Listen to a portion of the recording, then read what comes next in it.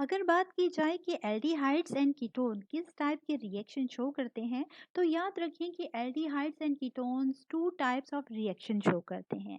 First है base catalyse nucleophilic addition reaction and second है हमारे पास acid catalyse nucleophilic addition reaction. चलिए बढ़ते हैं आज के हमारे टॉपिक की तरफ, जो है base catalyse nucleophilic addition reaction. Base catalyse nucleophilic addition reaction जो कि एल्डिहाइड्स एंड कीटोन शो करते हैं, तो इस केस में हमारे पास बेस को एज अ कैटलिस्ट यूज किया जाता है।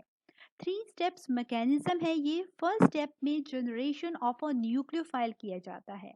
जनरेशन ऑफ अ न्यूक्लियोफाइल के लिए हमारे पास बेस को एज अ कैटलिस्ट यूज किया जाता है।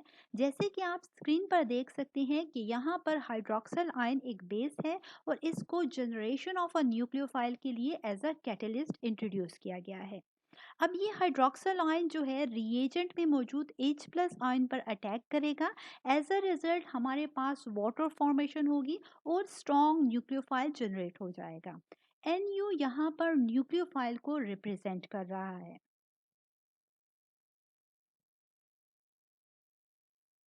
सेकेंड स्टेप में हमारे पास attack of a nucleophile on electrophilic carbon of the carbonyl group, यानी कि हमारे पास जो न्यूक्लियोफाइल फर्स्ट स्टेप में जनरेट हुआ था, सेकेंड स्टेप में हमारे पास यही न्यूक्लियोफाइल अटैक करेगा electrophilic carbon of the carbonyl group पर।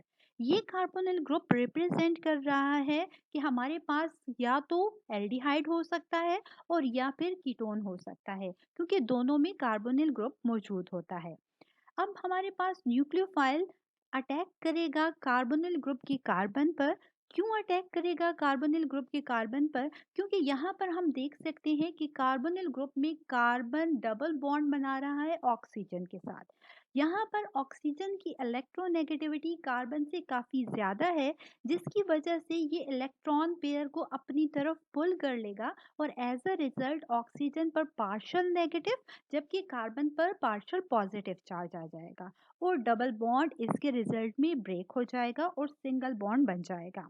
तो आप देख सकते हैं यहाँ पर कि जब कार्बन एक बॉन्ड ब्रेक करेगा तो इसके रिजल्ट में हमारे पास कार्बन के 3 बॉन्ड रह जाएंगे, जबकि हम जानते हैं कि कार्बन को अपना ऑक्टेट कंप्लीट करने के लिए 4 बॉन्ड बनाने होते हैं।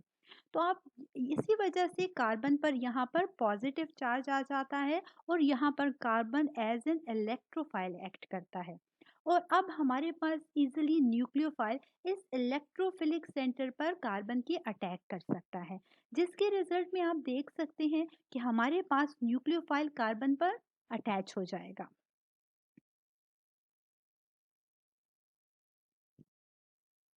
बात करते हैं थर्ड स्टेप की। थर्ड स्टेप है addition of a water to form a product and the recovery of catalyst. Third step में जब हमारे पास सेकंड स्टेप में जो प्रोडक्ट बना था उसमें हम वाटर को ऐड करेंगे। जैसे ही हम वाटर को ऐड करेंगे तो हम जानते हैं कि वाटर में हाइड्रोजन पर पार्शियल पॉजिटिव जबकि ऑक्सीजन पर या हाइड्रोक्सिल आयन पर पार्शियल नेगेटिव चार्ज होता है। क्योंकि ऑक्सीजन की इलेक्ट्रोनेगेटिविटी हाइड्रोजन से काफ़ी ज़्यादा होती है और वो इलेक्ट्रॉन पेयर को अपनी तरफ पुल कर लेता है और इसी की रिजल्ट में हमारे पास हाइड्रोजन पर पार्शियल पॉजिटिव जबकि ऑक्सीजन पर पार्शियल नेगेटिव चार्ज आ जाता है। अब यहाँ पर हाइड्रोजन जो है इस पर पार्शियल नेगेटिव चार्ज है वाटर में, और दूसरी तरफ अगर हम देखें कि हमारे पास जो प्रोडक्ट फॉर्मेशन हुआ था सेकंड स्टेप में, यहाँ पर आप देख सकते हैं कि ऑक्सीजन के ऊपर नेगेटिव चार्ज है।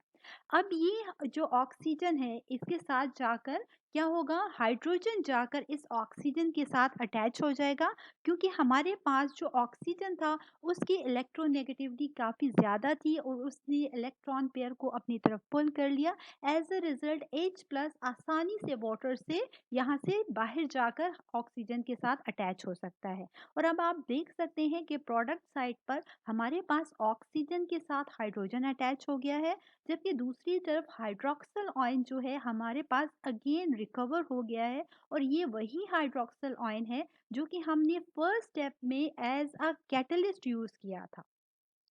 और इस तरीके से थ्री स्टेप्स में हमारे पास ये मैकेनिज्म कंप्लीट हो जाता है, जो कि है base catalyse nucleophilic addition reaction.